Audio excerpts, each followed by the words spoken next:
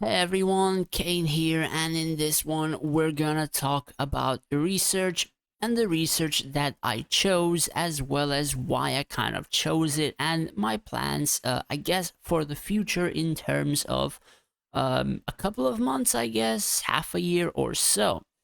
So, the first research that I went with is mages, and the reason for mages is because they pretty much carry the entire PvP section of the game, at least at my stage, and also carry majority, if not all, the PvE content as well to the highest of ranks.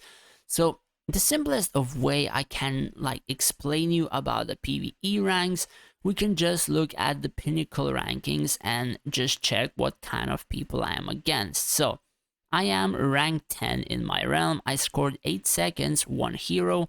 Rank 5 in the realm, scored 8 seconds, 1 hero, and a 21 mil core scored 5. I think I know the formation he used, but I don't have strong enough heroes. So to show you the proof, I am 14 million core, rank 10, and I pretty much faced like 8 other people for the event, which are all stronger, and all of them are VIP 15 compared to my 13. So pretty much for people to understand, mages pretty much control like majority of the events, probably like 90%, 95%, and some others usually just belong to a couple of generals and or sages, or for say Dark Dimension, you may require Jax and Mako and stuff like that to easily score 3 seconds. However, with mages alone, you can score 4 seconds easily, and if you retry probably like 100 or 200 times, you might as well get 3 seconds regardless if you are at a proper stage in the game and you have particular upgrades, right? So there isn't really an issue there either.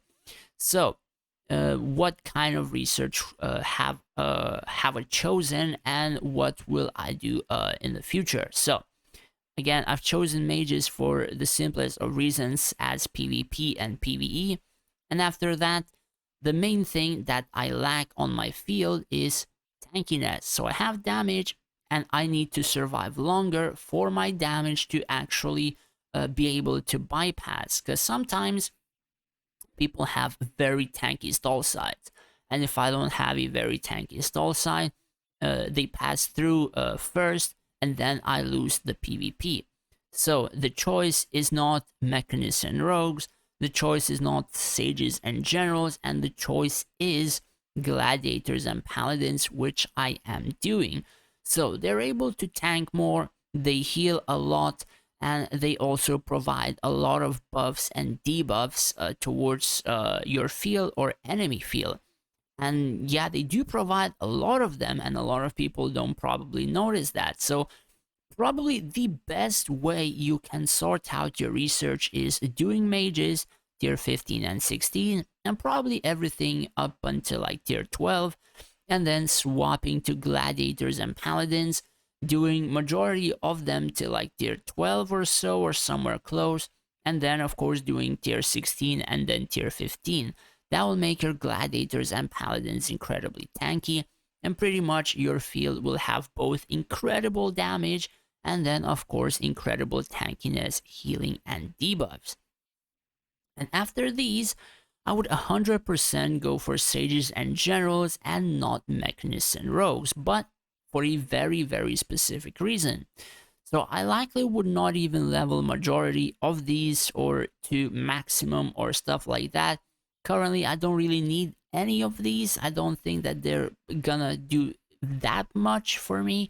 The only thing I require from this tree is the Rousing Command, which enables generals and sages to buff a friendly troop group at the start of the battle, increasing their attack by 10% and health by 30%. Now, I'm not sure whether this is like true percent or a basic percent or whatever, but it increases health. And health increases the tankiness on the field. So, if I already have like incredible damage, I need more tankiness for that incredible damage to be able to bypass.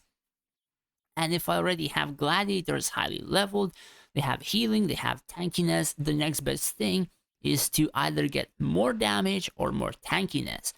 And since the Rousing Command is on tier 13, oh wait, I thought this was at 60. Well, this will still require a decent amount of time, but not as much as tier 15 or tier 16. So, still a pretty good research to focus on, and it's gonna make. I think I have 6 skeleton warrior squads, so 6 squads of frontline are going to get this health bonus, which again, to me personally, I think this is pretty friggin' good. And after that, I will have a choice either to go back to mages or gladiators, or even, I don't know, go for perhaps tier 15 and nearby fall below. Well, this is probably more for if you have ranged units, right? I don't think, for me personally, unless I'm gonna be using archers, that I need this. So likely, I may go for upgrading the rogues and mechanist tier 16 after that. So yeah, I think that will be my goal for the next, I guess, half a year or so. Because I think it's gonna take that long, or would take that long, because damn, like those researches just take so friggin' much. And after that, army. So I've seen quite a lot of people mess around with army. They level literally all of these, and you're wasting so much of the precious time in game. The thing is, you're gonna have to require to have archers for events. Now, you probably don't see the difference first few months in the game, 3, 4, 5 months or whatever. Probably it's not a very huge difference since you have mages who explode everything. However, after you return from your first Drake or just before Drake, you start to notice that you don't have damage on your field if you don't have archers in terms of events.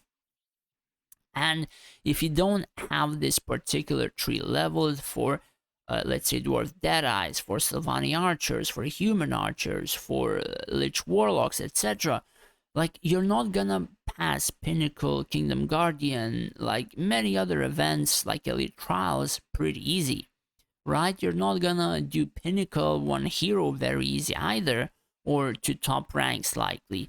So basically, they're always forcing you into this one tree for ranged army just for the events. And after that, if you would upgrade this tree in particular for events, you have only one choice left, and that is frontline. And every single race has one frontline which is more powerful than the other. So for example, in Lich we have Scorpions and Skeleton Warriors, and Skeleton Warriors are by far tankier than Scorpions. Then after that, for Human, you have Spearmen and you have Swordmen, and Swordmen are by far tankier than Spearmen. The same for Sylvani, you have trees which are tankier than cavalry, and stuff like that, right? So you're pretty much forced into 2 research trees to then manage to keep up with your castle levels. And even then, by upgrading 2 of them, as you can see, I still have not fully maxed 2 of them. Like, you cannot focus all of them if you're not able to fully finish 2 of them.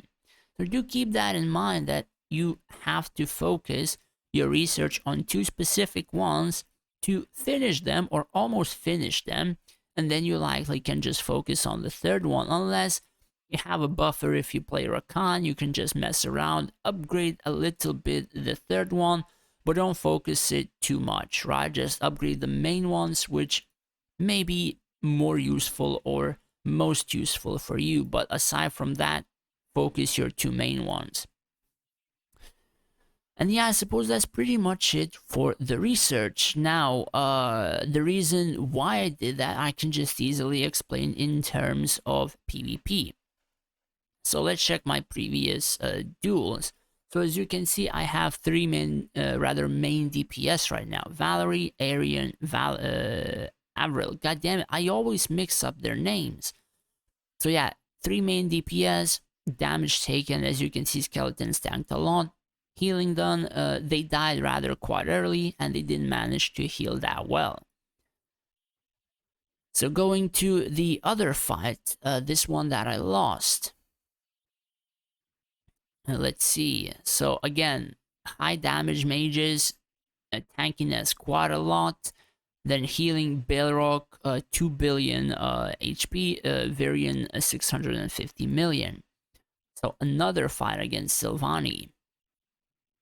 Mages again, top DPS, damage taken, skeletons, healing Balrog and Varian, top healing. And I guess the last fight in this case, let's see. Again, mages, top DPS, skeletons, and then healing Balrog, like almost 4 billion healing done in the fight, and Varian 660, right? So this is what I mean. You do keep in mind, this is a level 65 Balrog, level 65. So to show you what I have on him, I have these types of equipment, I have this much HP, and I have a 5-star Warmaker's main. So do keep in mind, like my Balrog, if he's gonna be level 70, my Stalstar likely is not gonna die that easy. So this is why I kind of did that. This is what kind of happened in terms of PvP and stuff like that. And also, don't get me wrong, there are a lot of things that come into play, and not only research, but research does in fact help a lot in terms of making your account powerful. And if you focus it properly, you plan your researches, you plan your upgrades, you plan other features, upgrading, or rather, upgrading other features according to your research as well. You're gonna grow fast, you're gonna get quick breakthroughs, and you're gonna get powerful faster and faster. So I always just focus quite a few things to upgrade, or specific ones, like I require damage, I get damage. I require buffers, I get buffers. I require tankiness, I then go for tankiness and stuff like that. I just do it by a step at a time, right?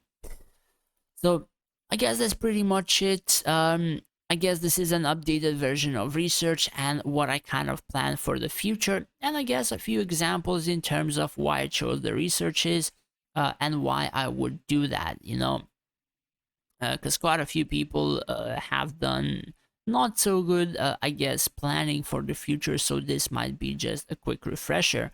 Anyways, that's pretty much it for the video. Do let me know in the comments down below if you did learn something new, or this has helped you out.